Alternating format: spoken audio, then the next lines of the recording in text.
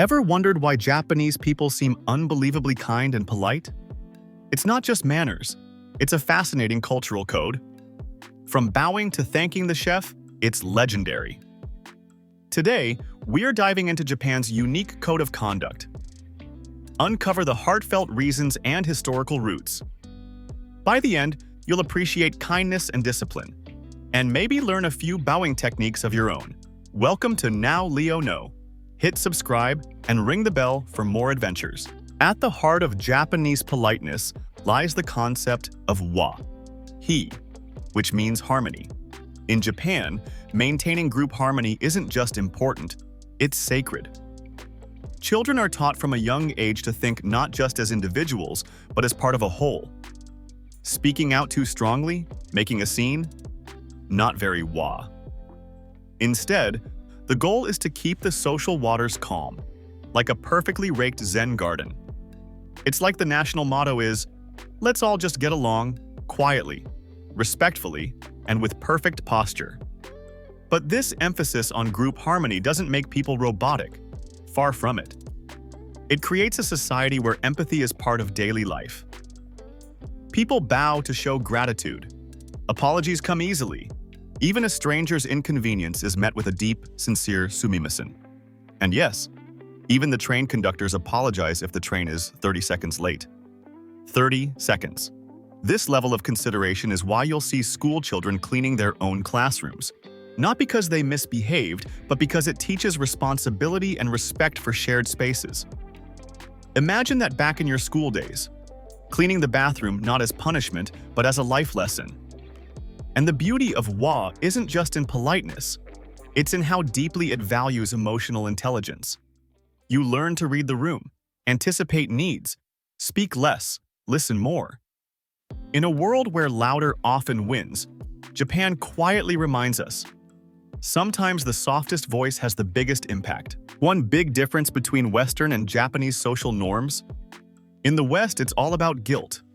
Did I break the rules? In Japan, it's about shame. What will others think of me? This isn't just peer pressure, it's cultural architecture. In Japan, avoiding shame is like a superpower. It fuels punctuality, neatness, and that intense urge to return lost wallets. It's not that they fear punishment, they fear disappointing others. And honestly, that's kind of beautiful. It's why you'll see construction workers bowing to passers-by, or taxi drivers in gloves and ties bowing at red lights. Even mascots, yes, mascots, show courtesy. You'll never look at Pikachu the same way again. Of course, the pressure to be perfect can be a double-edged katana. The desire to not stand out can sometimes lead to stress and emotional burnout. But at its core, this social framework isn't about suppression. It's about showing respect. It's about saying, I see you. I don't want to trouble you. I'll carry my own weight, with dignity. And maybe that's something we're all quietly craving. A world where people care how their actions affect others, where kindness isn't performative, but instinctive. Japan's culture of shame isn't about living in fear. It's about living with awareness. In a time when mind your own business is the default, Japan asks the opposite. How can I make sure I'm not a burden? That mindset, while intense, is also incredibly human. Rooted in empathy, accountability, and a deep sense of shared space, Japanese is like an etiquette obstacle course. Everyday speech is casual, but then there's Keigo. It's formal, respectful, used in business and with elders. A single sentence changes with politeness levels.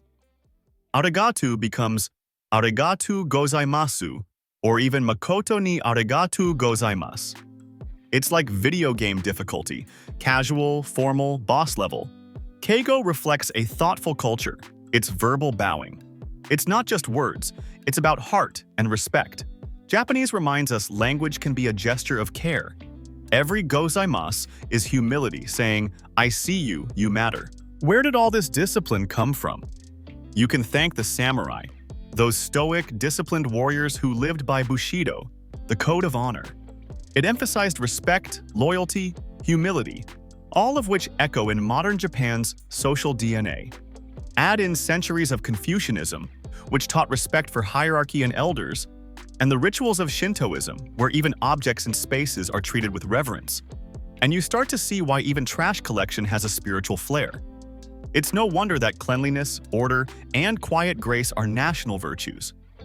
Even during disasters like earthquakes or tsunamis, the world watches in awe as Japanese people line up calmly, help each other selflessly, and leave shelters cleaner than they found them. You don't need to look far for proof. Remember the 2022 FIFA World Cup? Japanese fans cleaned the stadium after the match, even when they didn't win. That wasn't for show. That's culture. That's honor. That's centuries of tradition wrapped in a plastic bag of stadium popcorn. And beneath all that tradition is something deeply moving.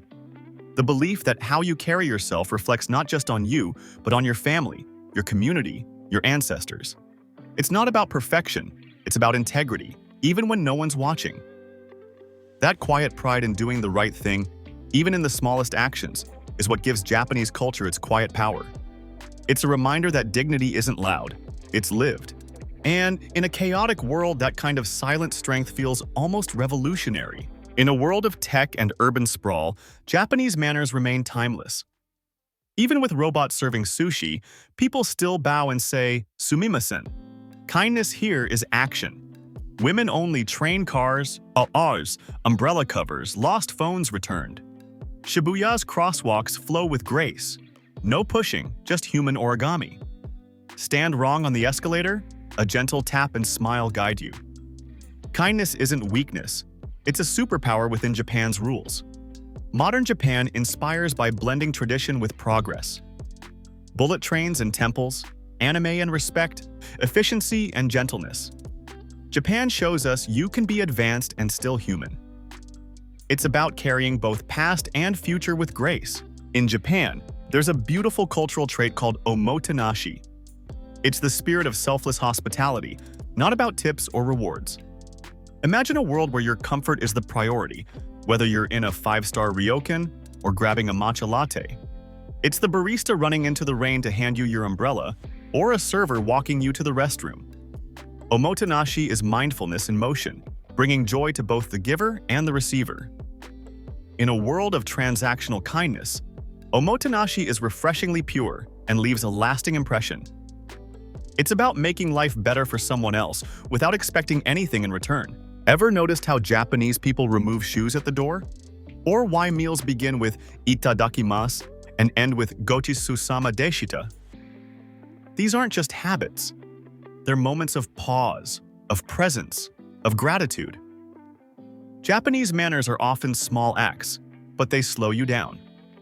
They make you notice others. They make you think before you act. And in today's fast-moving world, that's nothing short of revolutionary. It's the mindfulness of placing your phone face down at dinner. The care taken when wrapping gifts in furoshiki cloth. The way a train announcement says, "Thank you for your continued cooperation." Politeness in Japan is a ritual of presence, a way of acknowledging the now. And maybe that's the biggest secret of all. Manners aren't just for others, they're also for ourselves. Because when we slow down to show respect, even in the tiniest gestures, we reconnect with something deeply human: awareness.